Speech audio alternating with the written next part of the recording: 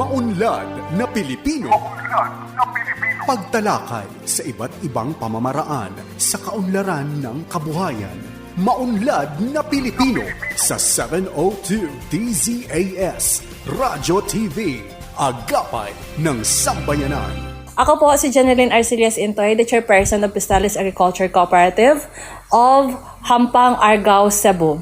Makinig po kayo sa Maunlad na Pilipino Radio Program ng Department of Agriculture. Dito lamang sa 702 DZAS. Suportahan po natin ang mga Pilipinong magsasaka at mangingisda. Ella Arsiaga. Para sa Maunlad na Pilipino sa 702 DZAS FEBC Radyo TV, Agapay ng Sambayanan. Gumigising ng maaga, panibagong hamon sa'kin ng araw na to. Magsusumikap at nangangarap para lamang sa inyo. Magandang araw mga ka-agri, ito po ulit ang Maunlad na Pilipino kung saan hatid namin sa inyo ang kaalaman, balita at talakayan tungkol o iikot sa sektor ng agrikultura. Pero bago po ang lahat ng niyan, ay manalangin po muna tayo. Panginoon, salamat po sa kaloob ng mabuting kalusugan. Sa bawat paghinga at lakas na ibinibigay ninyo, kami ay nakatatayo at nakapaglilingkod ng buong sigla. Naway patuloy niyo po kaming gabayan at ingatan upang manatiling malusog ang aming mga katawan at isipan at magamit namin ito para sa ikabubuti ng aming kapwa at para sa inyong kaluwalhatian. Tinataas rin namin, Lord, ang simula, kabuuan hanggang lapag ng programang ito. Ito ang aming dalangin sa matamis na pangalan ng inyong anak. Amen. At para sa salita ng karunungan, ang pagtanggap sa sarili ay daan sa tunay na kaligayahan. Magandang umaga po. Ako po si Ella Arsiaga. Ngayon po ay araw ng Sabado, ika-20 sa buwan ng Setyembre, September 20, 2025. At we would like to welcome you sa Season 7, Episode 38 ng Maunlad na Pilipino dito sa 702 DZAS FEBC Radio TV, Agapay ng Sambayanan.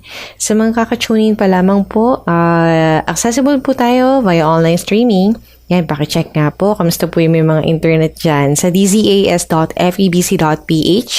Kaya din po sa Facebook, sa mga nakatune in po sa Facebook. Of course, sa 702 DZAS FEBC Radio TV po tayo. And sa mga tuned in po, no? Always sa ating radyo, sa talapitang 702 po tayo sa AM band. Malinaw po ba yung sagap natin? Yan, random check po tayo. At we would like to greet po yung ating mga listeners.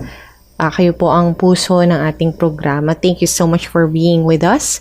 Ito pa lang po yung start ng program. So we do hope na hanggang dulo kasama pa rin po namin kayo. And of course, kung hindi man kayo nag-iwan ng comment, alam namin na nariyan kayo. We do hope na early ngayong araw ng Sabado, no, one of your parang unang ginawa ay makinig sa ating programa, and to the rest of the programs po ng ating 702 DZAS. So let's go over dun sa ating mga nag-comment. Una na nga po dyan sa ating nakalap, si Ma'am Felicidad Kaidig Padridev sa Espiritu, na hindi po sa atin bumabate pero sa pinaka-important po nating dapat batiin everyday. Good morning po, Lord. Yan, Lord, good morning po. At great is the Lord, blessed and victorious Saturday morning everyone. Mula po ito kay Sir Ronald Young. Wala naman po kay Sir Ramor S. Militar. Good morning po and God bless. Maganda umaga rin po kay Ma'am Nora Cancela, Euforsina Bernardino, Franceng San Diego, Ferlin Nicolas Marcos, at Presi Mitra. Yun. At mula naman po kay Ma'am Leonida Tela Sacada Rubio, kumbaga sa PM Radio ako nakikinig mula umaga hanggang gabi. Good Saturday morning po, Ma'am Ella Arsiaga, at sa lahat ng maunlad na Pilipino listeners, pabati po ng happy birthday sa aking pinsan, Pastor Ariel Gonzalez. Belated happy birthday po, no? Nung September 13, yun, more birthdays to come. And of course, salamat din sa Panginoon sa safety ng anak ni Ma'am Leonida. God bless your ministry. Thank you, Lord, and thank you sa lahat ng prayers. Amen. Wala naman po kay Ma'am Helen Arellano. Magandang umaga sa lahat ng nakikinig ng MNP. Pagpatuloy lang po ang paggawa ng kabutihan. Ang mali ay mali. God bless po. Magandang araw po, Miss Ella, at sa lahat ng nakikinig sa MNP. God bless sa inyong program. Mula po ito kay Ma'am Dulce Alicante. Blessed Saturday morning po sa MNP. Mula naman po ito kay Ma'am Liwayway Atienza. Good morning po. Watching from Puerto Princesa City. Ito ay mula kay Alpha Grace Cafe. Talaga po kayang yun ang inyong apelido? Aba, ay magkape na po tayo dahil agahan time na po for breakfast. Yeah. At blessed day po sa lahat watching from Noveleta, Cavite. Mula po ito kay Lilia Alim de la Cruz. Gayon din po, blessed morning po, listening from Kalumpit, Bulacan. Mula kay Evangeline Manggubat. Good morning, share na po while listening to or on PM Radio. Mula po ito kay Ginoong Epifanias Salvador. Maraming salamat po. At dahil dyan, i-update namin kayo kung ano po yung abangan po ninyo this morning. Makakasama po natin sa talakayan sina Ginoong Jason Paul Dad Sampak, Information Officer 3, at si Ma'am Mary Grace Salve na may cameo appearance. Media Production Specialist 2 po mula sa DAATI Caraga Region. Ito po ay para sa ating segment katuwang ang Agricultural Training Institute, ang Agri On Air. Pag-usapan po natin maya-maya lamang ang 13 Plus Modified SOA or School on the Air Program on Vegetable Production. Bukod po dyan, tunghayan din ang Regions on the Go, Unlad Komunidad, at ang ating Agri-Trivia segment na kung tawagin po natin ay Batid Ba Ninyo. For 13 Plus, maraming salamat sa ating coordinator from DAATI Central Office, si Sir JV Masilang, and belated happy birthday po kay Ma'am Ekay Masilang noong September 13. Ayun. Tawag dito, katuwang din po natin sa Unlad Komunidad ang DA Philippine Rural Development Project. And of course, speaking of birthdays, the greetings continue po, no? Belated happy birthday to His Excellency Ferdinand Bongbong Marcos Jr. po. Noong September 13, nagdiwang din po ng kaarawan ang ating Pangulo. So, belated happy birthday po. Muli hatid po namin ang mga segments na nabanggit before ang ating mga greetings. 1 oras po iyan nabubuo para po sa impormasyong ugnay sa agrikultura na hatid namin sa inyo. Maunlad na Pilipino sa 702 DZAS Radyo TV, Agapay ng Sambayanan. At ngayon, tunghayan naman natin ang mga kasamahang farmcasters para sa Regions on the Go. Halos 200 milyong piso ang sabayang ipinagkaloob sa mga magsasaka sa buong Cagayan Valley. Kasabay ito ng pagdiriwang ng kaarawan ni Pangulong Ferdinand Bongbong Marcos Jr. noong Setyembre 13, 2025. Layunin ng kabuoang tulong na palakasin ang produksyon, kita at kabuhayan ng mga magsasaka. Kabilang sa mga natanggap ay ang Rice Farmers Financial Assistance na nagkakahalaga ng mahigit 5.7 million pesos para sa 822 na magsasaka. Malaking suporta rin ang hatid ng agricultural machinery, equipment, facility, and infrastructure projects na nagkakahalaga ng 183.4 million pesos na ibinahagi sa 76 na samahan at kooperatiba ng magsasaka. Dagdag pa rito, nakatanggap din ng fuel subsidy assistance ang 3,369 na magsasaka sa Isabela at Nueva Vizcaya na may halagang halagang 10.1 million pesos. Ang nasabing inisyatibo ay bahagi ng programa ng pamahalaan para sa isang masaganang bagong Pilipinas, kung saan prioridad ang tuloy-tuloy na suporta sa sektor ng agrikultura. Para sa masaganang agrikultura, maunlad na ekonomiya, Azazel Ero, nag-uulat mula sa Department of Agriculture Regional Office 2. Mel Francisco, Department of Agriculture, Mimaropa.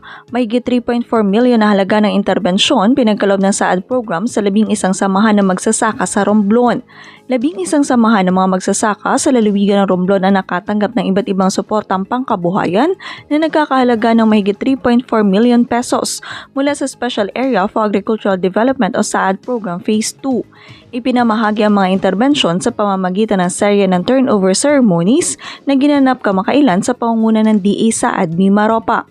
Kasama sa mga pinagkaloob ang mga binhi ng gulay, grass cutter, knapsack sprayer, hose at iba pang mga gamit na kailangan sa pagtatanim ng mga gulay, mais at mani.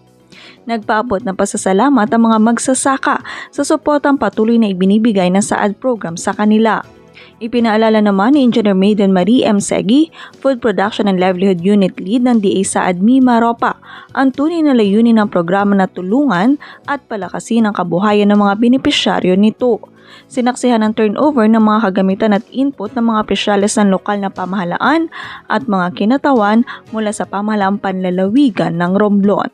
Mel Francisco nag-uulat para sa Department of Agriculture, Mimaropa. Magandang araw! Ako po si Janina Brosas ng DA Eastern Visayas.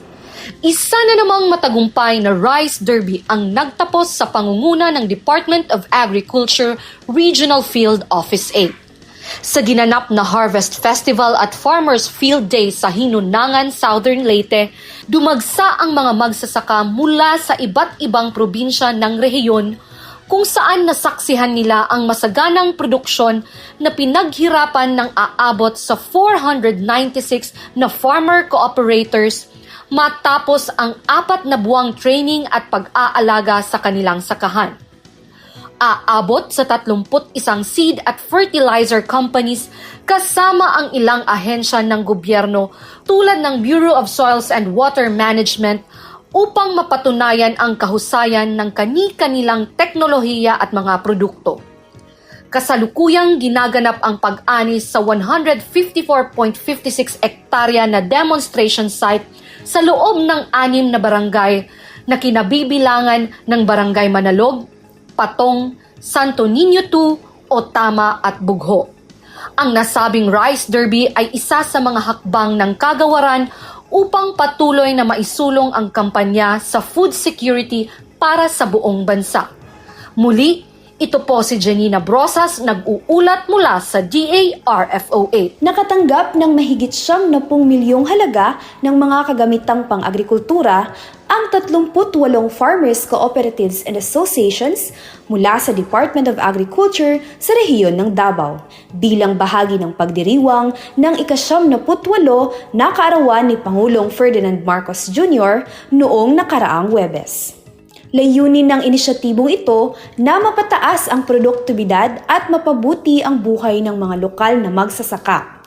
Ayon kay Agriculture Regional Executive Director Macario D. Gonzaga, ang aktibidad ay bahagi ng pagsusumikap ng gobyerno upang tiyakin ang seguridad sa pagkain, pataasin ang kita ng mga magsasaka at palakasin ang paglago ng sektor ng agrikultura. Kabilang sa mga ipinamahagi ng ahensya ay ang corn husker shellers, mga 4-wheel drive tractor na may kasamang mga implements at mga hauling truck. Isa rin sa mga natanggap ng mga magsasaka ay ang proyekto mula sa Livestock Economic Enterprise Development Program na naglalayong mapalago ang sektor ng kahayupan sa rehiyon, katulad ng kuneho, baka, baboy, kalabaw, stingless bees at mga layer chicken. Nagbigay din ang Department of Agriculture ng mga materyales sa pagtatanim tulad ng mga punla ng durian, kakao at kape. Kasama sa mga proyekto ang pagtatayo ng solar power irrigation system at ang pagpapagawa ng bamboo irrigation canal. Kasabay nito, inulunsad rin sa kadiwa ng Pangulo ang benteng bigas meron na o ang 20 pesos bawat kilo ng bigas na mabibili para sa lahat. bilang bahagi ng inisyatibong naglalayong magbigay ng abot-kayang pagkain at sapat na kita para sa ating mga magsasaka. Ito po si April May Kadungog, nag-uulat. Maunlad na Pilipino sa 702 DZAS Radyo TV, Agapay ng Sambayanan. Makakasama po natin bilang bahagi ng Agri On Air, sina Ginoong Jason Paul Dadsampak, Information Officer 3 at Miss Mary Grace Salve, Media Production Specialist 2 mula po sa DAATI Caraga Region. Special thank you po sa ating mga kasamahan sa DAATI Central Office para po sa bahaging ito ng ating programa. At para sa edisyong ito ng Agri On Air, para po sa mga bago nating mga taga-subaybay, ang Agri On Air po ay ang ating Agri segment. Katuwang po natin dito ang Agricultural Training Institute. At ngayong araw nga na ito ay makakasama po natin ang Information Officer 3 at Media Production Specialist 2 mula po sa ATI Caraga Region. Sina Sir Jason Paul Dadsampak at Miss Mary Grace Salve. Welcome po sa ating episode ngayon ng Maunlad na Pilipino, Agri On Air. Kamusta po kayo? Buti naman po. Good morning po, Miss Ella, and good morning po sa ating mga tagakinig dito sa DZAS. Yeah. Thank you so much po sa pagpapaunlak sa atin ngayong umaga. At syempre, ang atin pong kumbaga pag-uusapan ay nais po nating ma-elaborate. Ito, parang ano po ba itong 13 Modified SOA Program on Vegetable Production? Pero bago ang lahat ng yan, Ma'am and Sir, syempre na i-introduce po namin kayo sa program. Pero kayo po, ano po yung mga ginagawa po natin sa ating ATI Caraga region? Okay, bali ako, I'm the Information Officer 3, ATI Caraga Region at the same time concurrently Chief ng Information Services Section. Tapos syempre we do information dissemination, meron kaming mga radio programs, meron kaming SOAG, and meron kaming mga binibigay na mga IEC materials, mga basahin na mga technology related at binibigay natin yan sa ating mga clients, mga farmers, fishers, at iba pang mga stakeholders. Also, meron tayong mga feed centers ngayon na minamanage din namin. So feed centers are information hubs na makikita sa mga munisipyo, city, and provinces ng Caraga Region. So, nakakandak din kami ng training like the digital farmers training at digital agriculture courses. So, yun po. Marami po tayong mga ginagawa, both broadcast, print. So, lahat na ng media po, kahit social media po ay ini-invade na natin ngayon para ma-reach out talaga natin yung mga clients natin at even kahit hindi yung mga target clients natin, anybody from the public na pwede nating himukin to join us sa agriculture and fishery sector. At talaga pong kapatid po natin sa gawain ang inyong mga nabanggit. Ano po, at katuwang niyo po kami of course through our partnerships sa ating Agri On Air segment na ito sa ating programa Maunlad na Pilipino. And of course, sa dinami po ng mga nabanggit po natin, tayo po ay mag-zero in.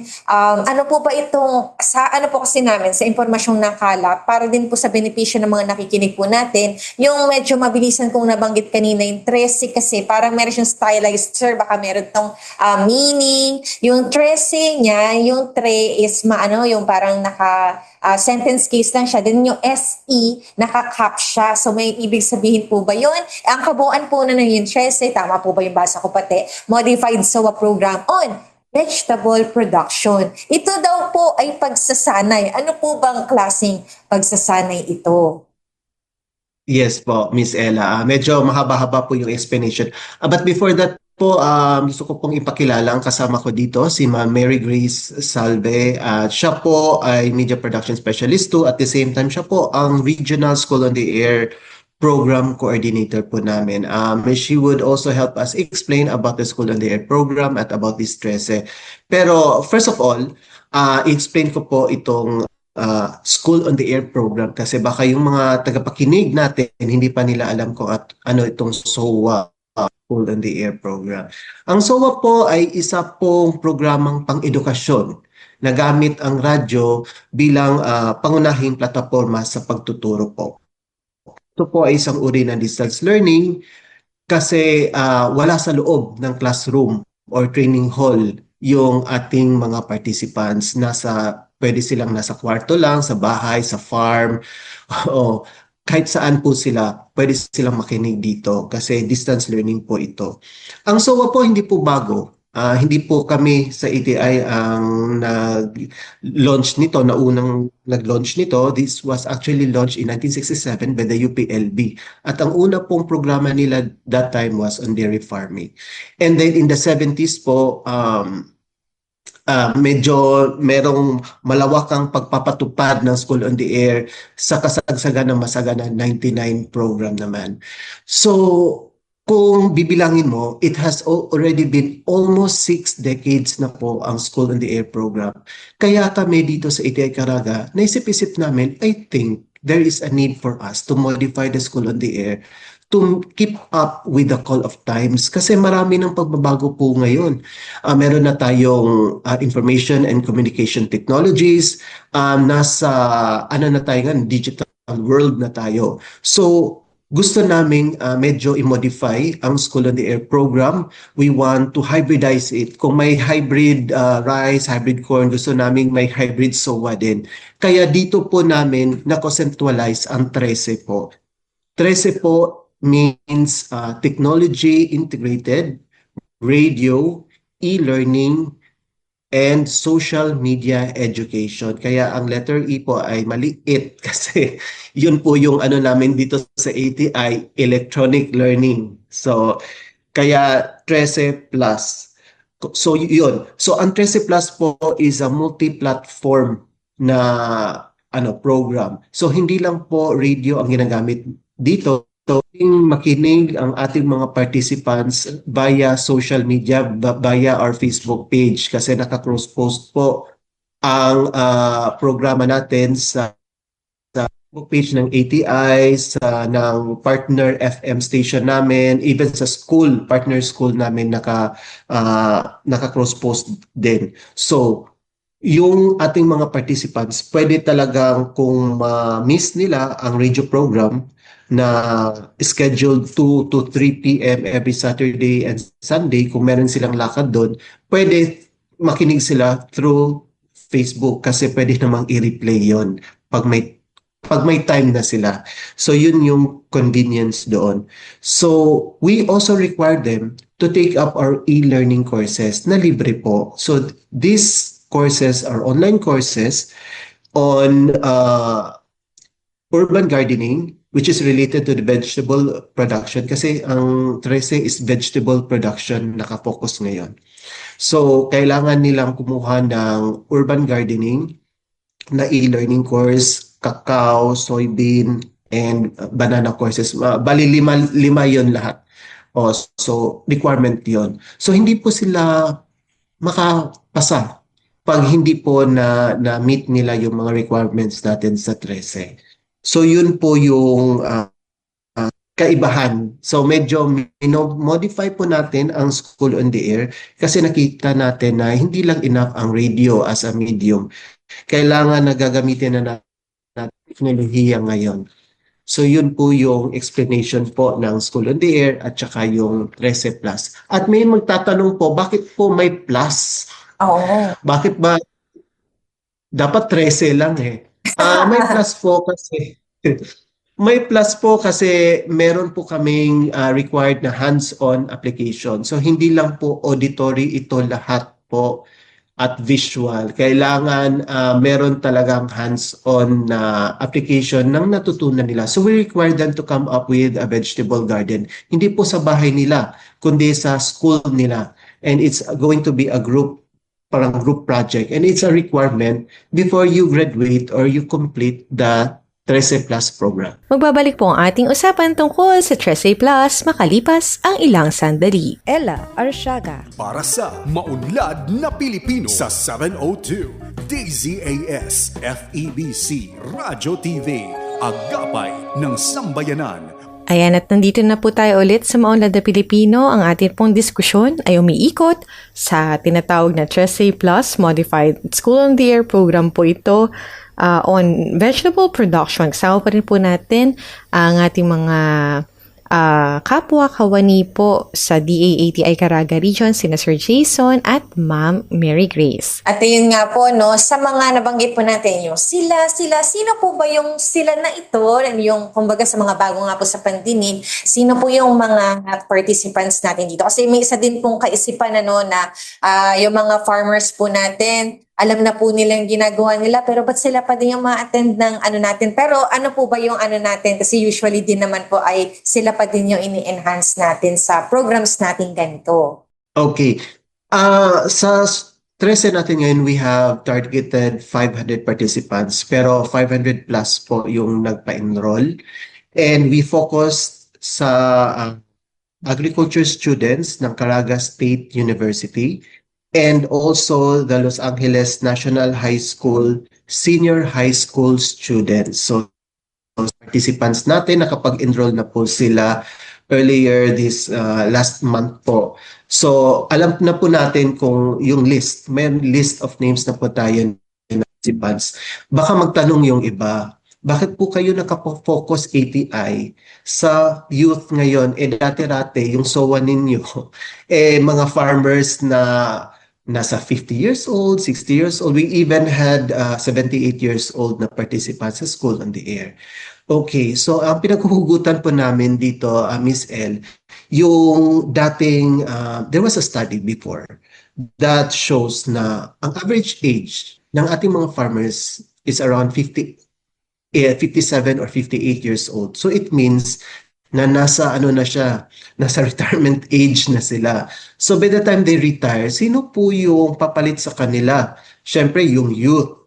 So sila ang next in line. Kaya lang meron ding meron ding study na napapakita na itong youth ngayon, gusto nilang mag-abroad. And most of the courses nga gusto nila yung IT, mga medical courses, nursing, ganun.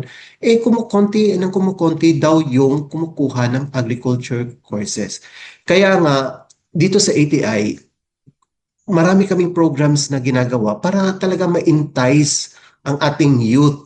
At gusto naming ma-involve sila sa mga programs natin. Kaya nga meron kaming scholarship program for the youth. Meron kaming internship program for the youth. So gusto namin ng youth empowerment. So gusto din namin, nasa 13, we want also to focus on them kasi hindi pa kami nakapag-compare na 100% youth talaga ang participants. Kasi varied yung age dati. Siguro may youth pero around 30% of our participants. So this time, gusto namin mag-focus sa ating youth ngayon. So yun, we have 500 plus participants coming from the Caraga State University and coming from the Los Angeles National High School. Itong 13 po, this only started this year and we are pilot testing this one. And hopefully, if this will become very successful, we are planning to cross it over to other provinces of the region. So yun po, Ms. El. Nakakatuwa naman po, no? So parang madami, 500 is a lot. Ang dami pong individual na yun. And congratulations po sa mga nag-enroll po ba, sir? Yung ano niya, yung method niya, parang hindi ba siya by invite? May siya yung parang process na nagpasa sila ng mga requirements in order to become participants po na ating SOA. Yes. So ito pong training na ito is, in a sense, it's a closed type training because identified talaga yung participants namin. So prior to the conduct of the 13 Plus, we had a memorandum of agreement between Caraga State University at meron din kaming agreement with the Los Angeles National High School na sila lang po muna ang magiging participants natin para madali lang ma-manage kasi 500 yan. Kung maraming schools ang involved, it's harder to manage. So focus lang kami dito sa kanila.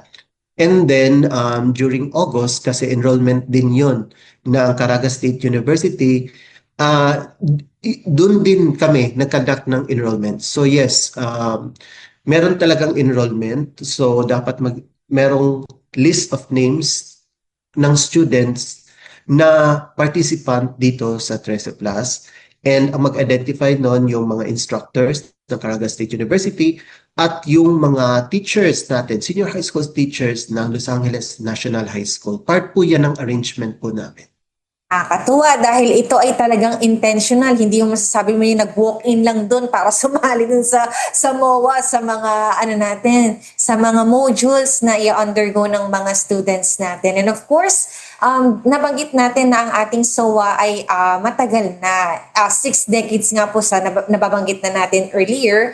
Ano po ba ang kaibahan ng isang SOA program na traditional na versus po dun sa yung traditional, of course we know that is a face-to-face training po, no? And itong mga topics natin, medyo ang sabi nga, mas kailangan hands-on. So paano natin na pagme-marry yung mga ganitong concepts na kailangan maranasan nila, pero at the same time, meron silang parang distance learning na bahagi. Paano po ito?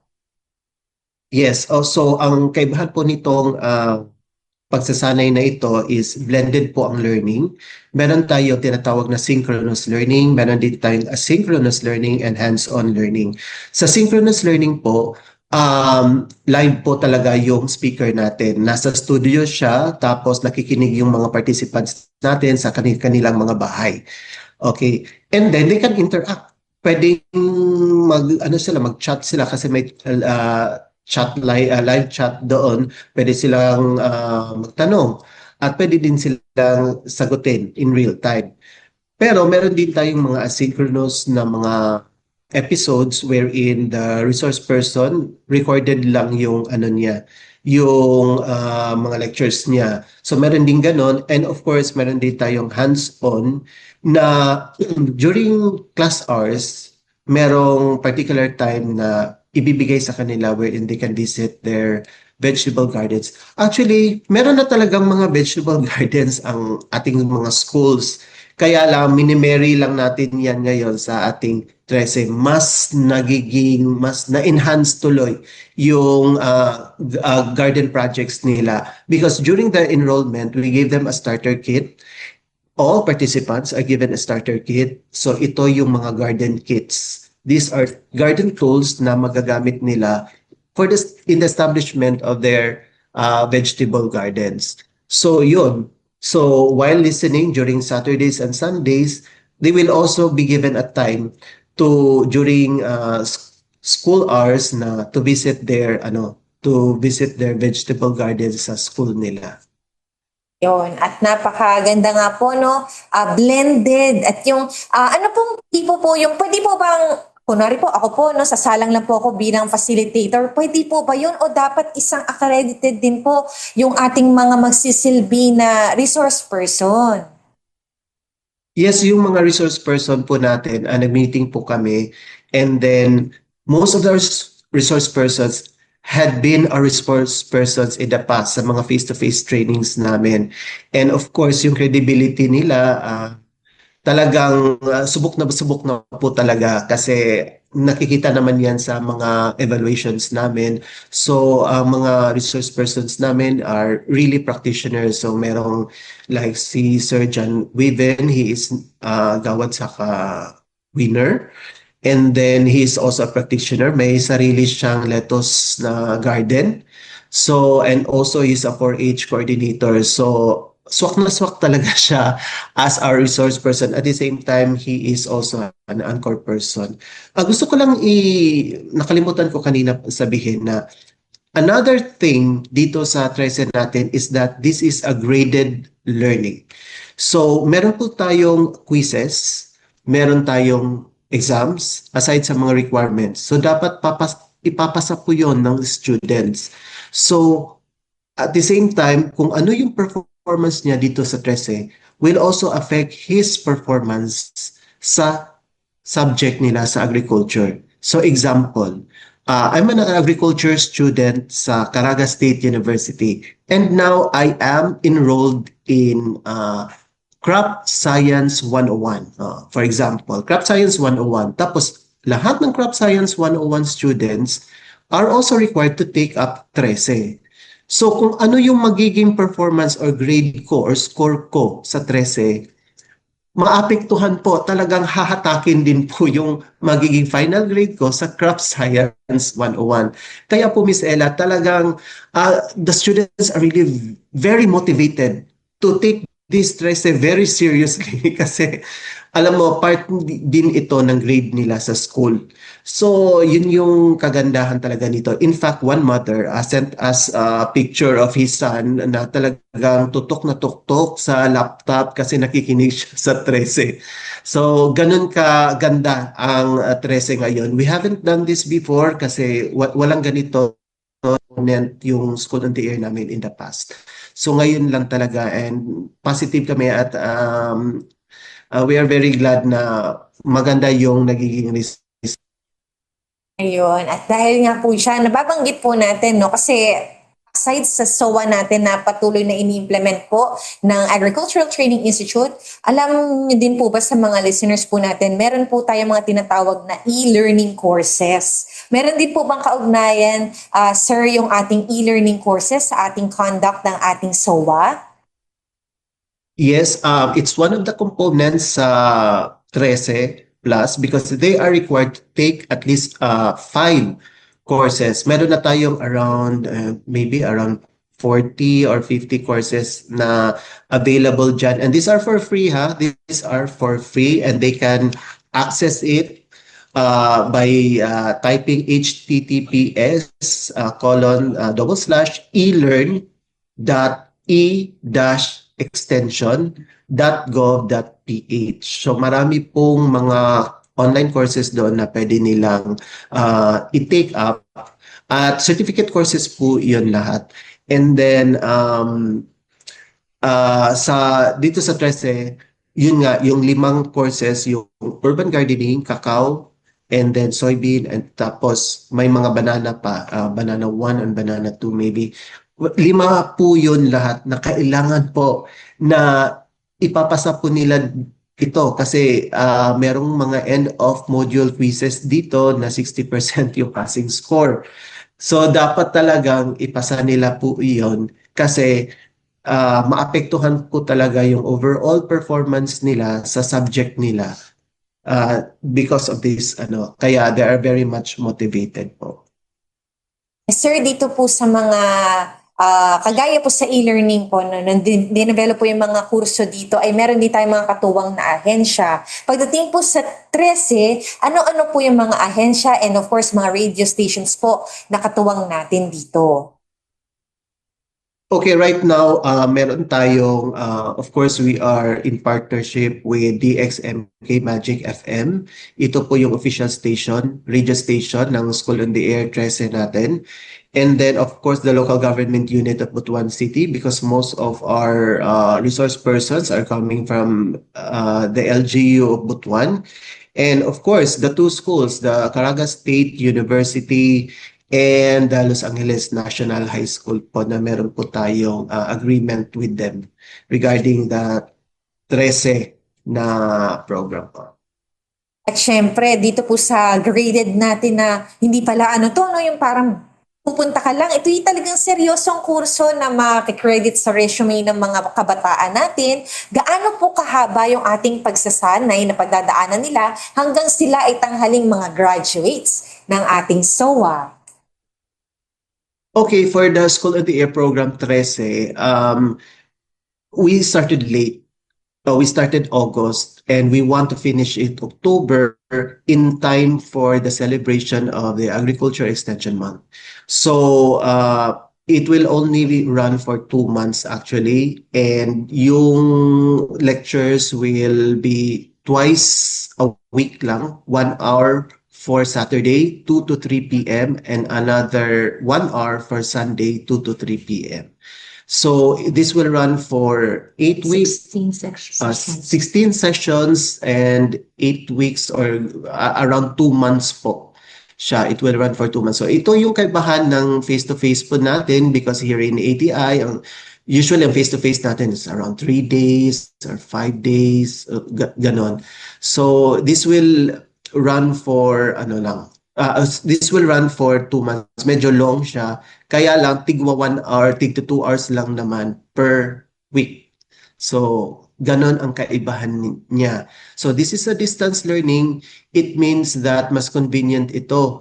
Lalo-lalo na hindi ka na kailangan kasing mag-travel from your place to ATI, tapos may iwan pa yung bahay ninyo, yung economic life mo doon.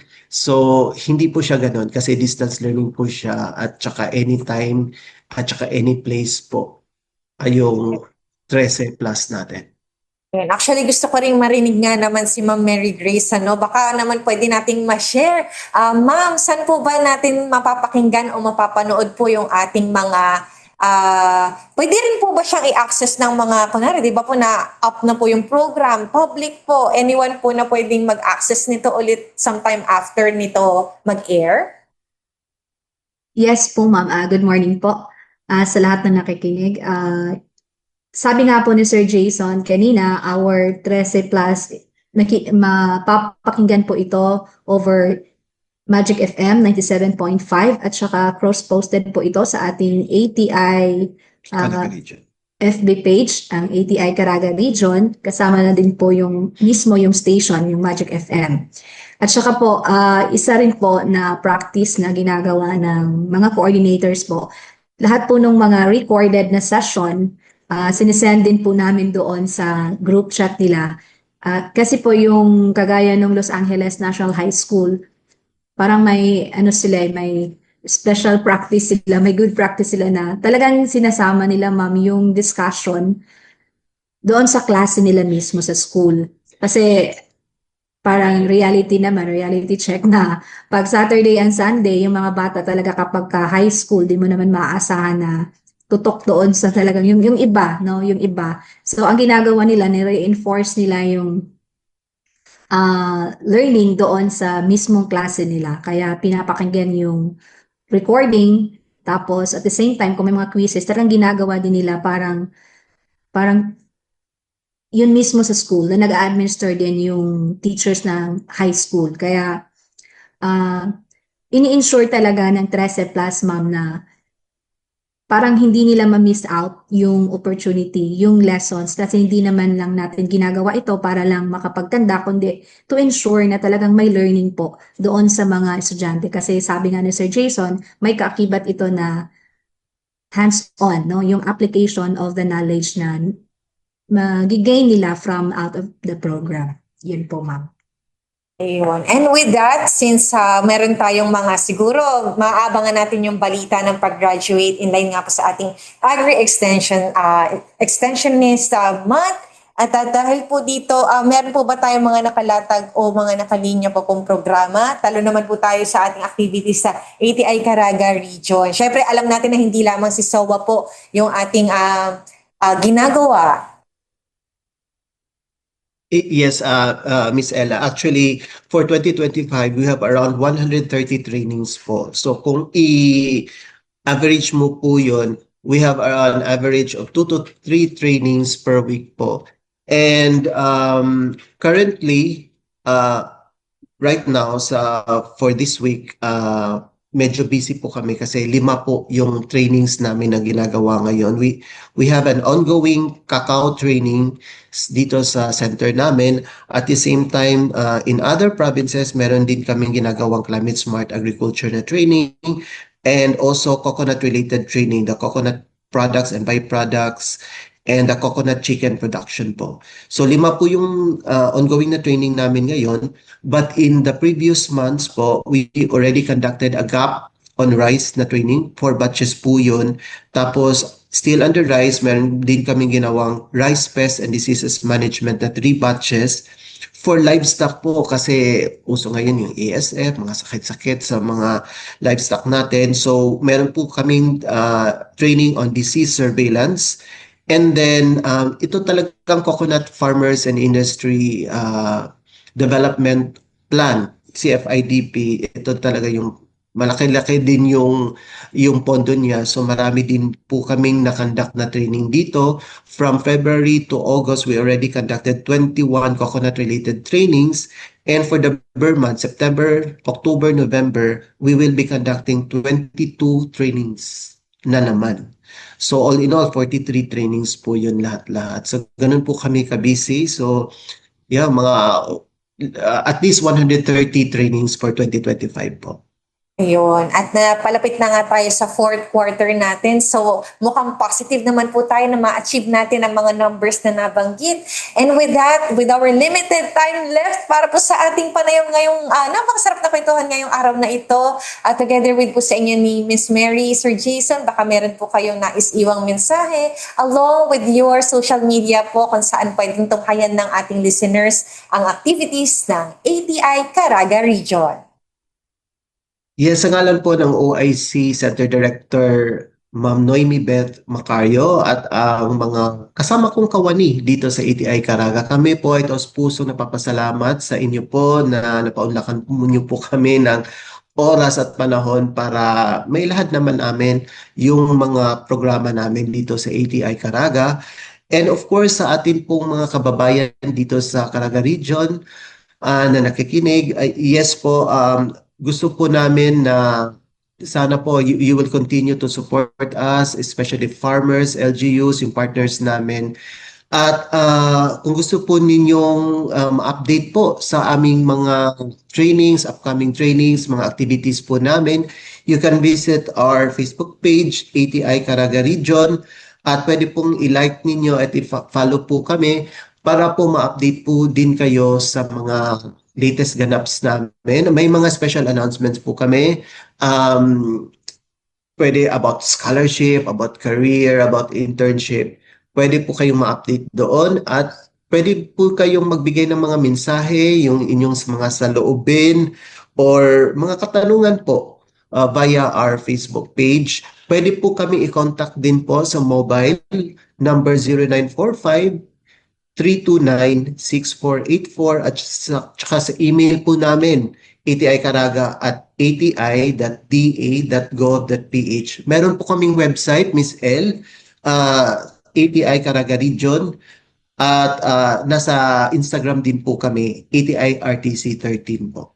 So, yun po, marami pong platforms, maraming channels na pwede po kaming ma-reach out po. So, yun lang po at maraming salamat po sa inyong panahon na pinaunlakan niyo po kami dito sa programang Unlad na Pilipino. Salamat po. At hatid nga po sa atin ang Agri On Air para sa araw na ito, Tampokan 13 Plus Modified SOA Program on Vegetable Production. Thank you so much po, Sir Jason Paul Dad Sampak, Information Officer 3 at Ma'am Mary Grace Salve, Media Production Specialist 2 ng DAATI Caraga Region. Special thank you din po kay Sir JV Masilang para po once again sa bahaging ito ng ating programa. Maunlad na Pilipino sa 702 DZAS Radyo TV, Agapay ng Sambayanan. And once again, narito po ang Unlad Komunidad o UK. Katuwang po natin dito ang Philippine Rural Development Project. Ngayong umaga sa Unlad Komunidad, mapapakinggan natin ang balita tungkol sa ginanap kamakailan na pagsasanay ng Department of Agriculture, Philippine Rural Development Project o DAPRDP para palakasin ang kanilang paninindigan sa inklusibong kaunlarang pangrural sa pamamagitan ng Gender Equality and Social Inclusivity o GESI.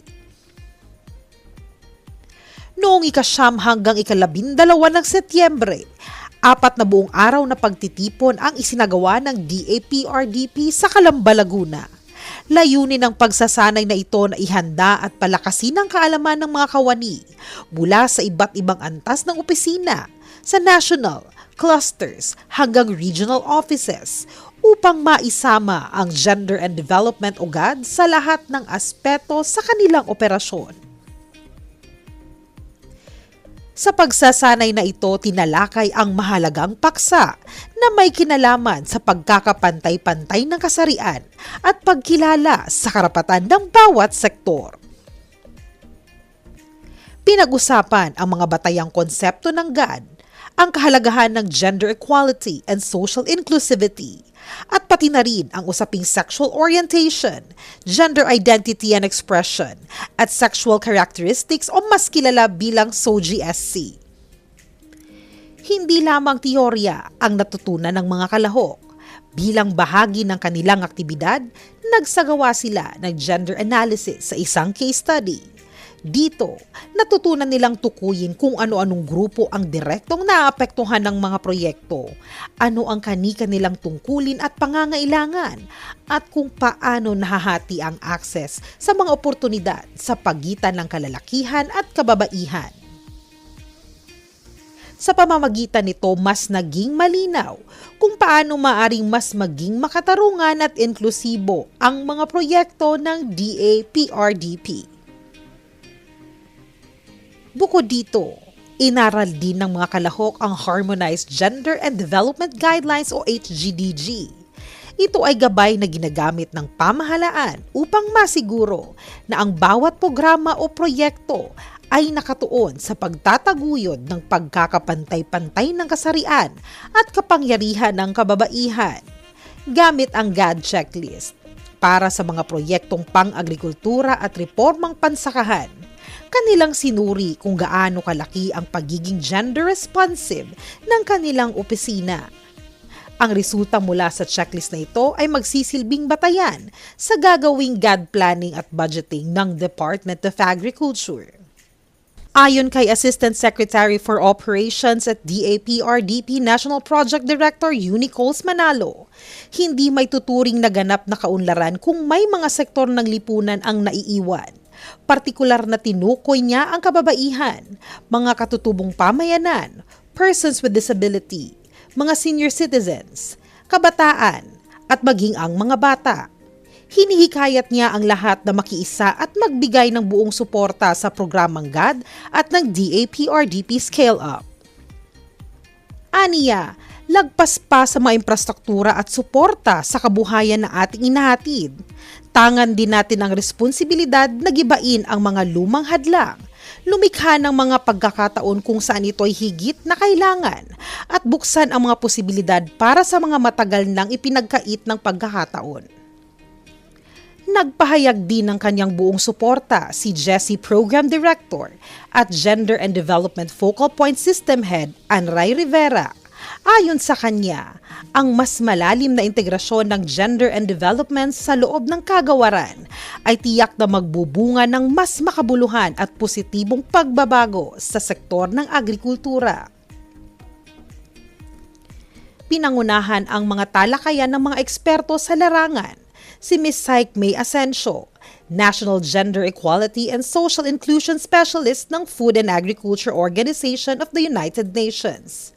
Si Ginoong Ralph Tolentino, isang social worker mula sa Quezon City for Senior Citizens Affairs. At si Ginoong David Reyes Simpas, social worker mula naman sa Quezon City Persons with Disability Affairs Office.